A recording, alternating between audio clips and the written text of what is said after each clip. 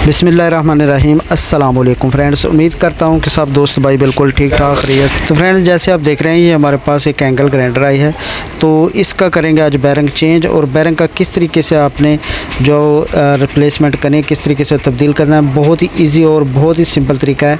वीडियो आप एक दफ़ा देख लेंगे इंशाल्लाह आप खुद जो है इसका बैरिंग तब्दील कर सकते हैं। आप वेल्डिंग का काम करते हैं, इलेक्ट्रिकल या कोई भी आपके पास इस तरह के ग्राइंडर है, तो आपको खुद जो है वो तरीका आना चाहिए, क्योंकि आप जब एक जगह काम करते हैं दूसरी जगह पे जाएंगे तो आपका टाइम वेस्ट होगा। तो आप खुद इसको जो है वो चेंज कर सकते हैं। चंद ही मिनट की वीडियो है, आप देखेंगे इंशाल्लाह आपको मुकम्मल समझ आ जाएगी।